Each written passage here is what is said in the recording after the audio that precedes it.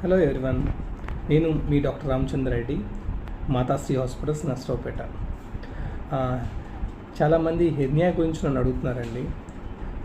Hernia ఎన్ని రకాలు ఉంటుంది, హెర్నియా వస్తే సిమ్టమ్స్ ఎలా ఉంటాయి, హెర్నియాకి ఆపరేషన్ కంపల్సరీగా చేసుకోవాలా లేదా అని, హెర్నియాకి ఆపరేషన్ చేసుకోవాలంటే ఎలా చేసుకోవాలి, ఓపెన్ సర్జరీలో బెటరా లాప్రోస్కోపీలో బెటరా అని అడుగుతున్నారు. హెర్నియా చాలా రకాలు ఉంటుందండి. జనరల్గా కామన్గా మనం చూసే హెర్నియాస్ అయితే బొడ్డు దగ్గర అంబ్లికల్ హెర్నియా అంటాం. ఇది జనరల్గా ఆడవాళ్ళకి ఎక్కువ వస్తుంది.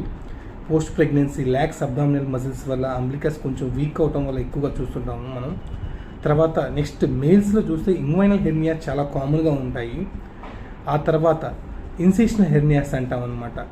ఇన్సిషనల్ హెర్నియాస్ అంటే అంతకుముందు ఆపరేషన్ జరిగిన మన దగ్గర ఏదైతే గాయం ఉంటుందో ఆ గాయం నుంచి వచ్చేదాన్ని ఇన్సిషనల్ హెర్నియా, ఆ కటింగ్ పార్ట్ ఉంటుందో అక్కడ నుంచి వచ్చే హెర్నియాస్ ఇన్సిషనల్ హెర్నియాస్ అంటాం అనమాట.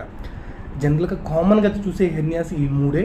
తర్వాత ఫెమోరల్ హెర్నియా అని, తర్వాత డయాఫ్రామాటిక్ హెర్నియాస్ అని, other varieties of hernia, epigastric hernias అని చెప్పేసి, మిడ్లైన్ హెర్నియాస్, వెంట్రల్ హెర్నియాస్ అంటాం వీటిని.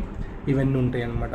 ఇవి వస్తే సిమ్టమ్స్ ఎలా ఉంటాయి అంటే, ఎక్కడైతే హెర్నియా వచ్చిందో అక్కడ కొంచెం వాపు వస్తుందన్నమాట. ఆ వాపులో నుంచి లోపల ఉన్న పేగ్ కానీ కొవ్వు కానీ బయట తంతూ ఉంటుంది అనమాట.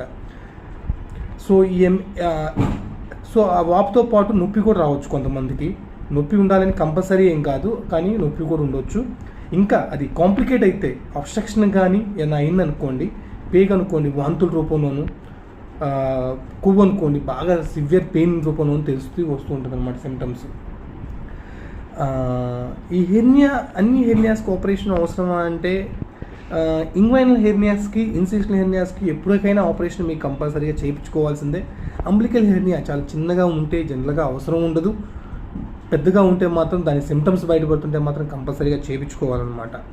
ఈ హెర్నియాస్ ఆపరేషన్ చేయడంలో 2 పద్ధతులు ఉంటాయి అన్నమాట. ఒకటి open surgeries and latest technology laparoscopy surgeries అనమాట. అది లాప్రోస్కోపీ టెక్నాలజీలో చేయడం వల్ల ఏంటంటే అడ్వాంటేజ్, ఆల్రెడీ మీకు హెర్నియా ఎందుకు వస్తుంది, వీక్నెస్ ఉండటం వల్ల, లేదా ఆల్రెడీ అంతకుముందు పెద్ద స్కార్ ఇవ్వటం వల్ల, అంటే పెద్ద కట్ చేయటం వల్ల. ఇప్పుడు మళ్ళీ అదే టెక్నిక్లో మనం ఆపరేషన్ చేసామనుకోండి, ఇంకా వచ్చే ఛాన్స్ ఎక్కువ. కాబట్టి better to go for laparoscopic surgery అనమాట. లాప్రోస్కోపిక్ సర్జరీలో చాలా చిన్న హోల్స్ ఉంటాయి.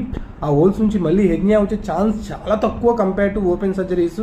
అండ్ కాస్మెటికలీ చాలా బాగుంటుంది అండ్ అవుట్కమ్ చాలా బాగుంటుంది అనమాట. మళ్ళీ హెర్నియా రావటం అనేది చాలా తక్కువగా వస్తుంది అనమాట. ఈ కేసెస్లో ఇన్ఫెక్షన్ రేట్ చాలా తక్కువగా.